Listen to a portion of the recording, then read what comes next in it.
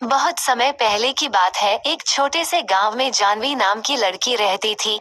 उसके पिताजी एक छोटे किसान है और माँ एक गृहिणी है जिनका स्वास्थ्य खराब रहता था। जानवी ही अपनी माँ की देखभाल और खेत में काम करती है। जानवी बहुत सुंदर और दयालु थी। लड़की के पापा फूलों की खेती करते थे।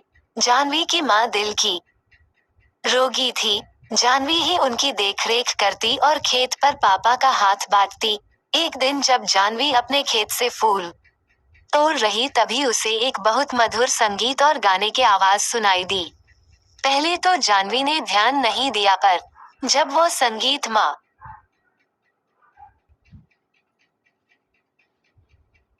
मदहोश होने लगी तब उससे रहा नहीं गया। जहां से गाने की आवाज आ रही थी जानवी उसी और चल दी। पास जाकर देखा एक हट्टा कट्टा लड़का अपनी आंखें बंद करके गिटार बजाते हुए गाना गाए जा रहा है। जानवी उस अनजान लड़के को एक टक होकर देखने लगी। बहुत देर तक जानवी उसको देखती रही और संगीत में खोकर उसके पास आंखें बंद करके बैठ गई। जब लड़के ने गाना बंद किया और आंखें खोली तो देखा एक सुंदर और मासूम सी लड़की उसके सामने बैठी है। लड़के का नाम राज था। राज ने पूछा, कौन हो तुम? जानवी एकदम से चौंक गई और कुछ न बोल पाई। धीरे धीरे दोनों ने बात करना शुरू किया।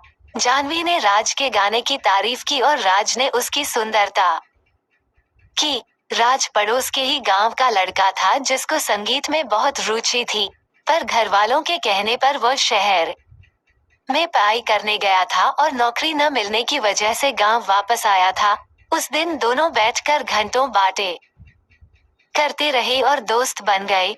जानवी को राज पसंद आ गया और दोनों रोज मिलने लगे। बहुत कम समय में दोनों एक दूसरे के प्यार में पड़ गए। जानवी को अपनी किस्मत में पाकर राज खुश रहने लगा, पर उसकी यह खुशी ज्यादा दिन की नहीं।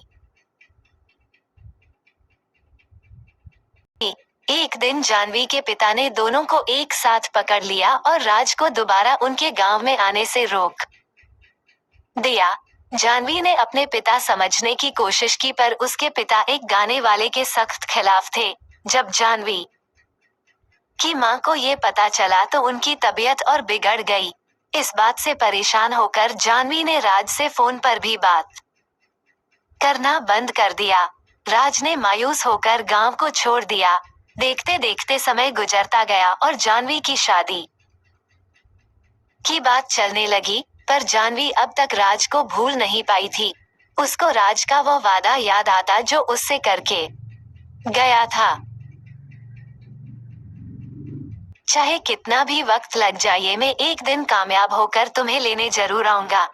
मैं मरते दम तक बस तुम से ही प्यार करूंगा। तुम मेरा इंतजार जरूर करना। कभी कभी जानवी को लगता कि राज उसको भूल गया है और कभी कभी लगता वो जल्दी ही वापस आ जाएगा। न जाने कितनी बेचैनी और दर्द में जानवी जी रही थी। न वो किसी से कुछ कह सकती थी और न अपने प्यार को भूल सकती थी। एक दिन एक लंबी सी गाड़ी उसके घर के बाहर रुकी, जिसके पीछे गांव के बच्चे दौड़ रहे थे। इससे पहले गांव में इतनी महंगी गाड़ी कभी नहीं आई थी। गाड़ी देखकर ही मोहल्ले के सभी लोग जमा हो गए। आराम से घर के गेट खोलते हुए जैसे ही राज अंदर पहुंचा, जानवी ने देखते ही उसे दौड़कर गले लगा लिया। जानवी की अंदर लेटी थी। राज और जानवी दोनों गले लगकर रोने लगे। दोनों एक दूसरे के प्यार को महसूस कर रहे थे। दोनों के मन से सारी शंकाएं दूर हो गई और दोनों का प्यार वक्त के साथ बढ़ता गया। जानवी के पापा से राज ने उसका हाथ मांगा और जानवी की माँ का इलाज बड़े शहर में करने का वादा किया। राज शहर में बड़ा गाने वाला बन गया था। उसके गाने टीवी पर आने लगे थे। आज उसके के पास वो सब कुछ था जिसको जानवी के पिता ने कभी देखा तक न था।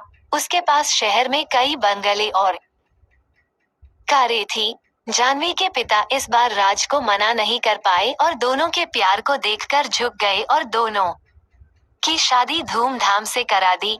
जनी और राज ने अपना पूरा जीवन खुशी खुशी बिताया और जब वो शहर से बोर हो जाते तब वही उस खेत के पास आते जहां वो पहली बार मिले थे। राज गाना गाता और जानवी उसकी बाहों में संगीत का आनंद लेती। दोनों ने धरती पर ही स्वर्ग का आनंद लिया। दोस्तों, आपको हमारी यह कहानी कैसी लगी हमें कमेंट करें या चैनल को सब्सक्राइब करें।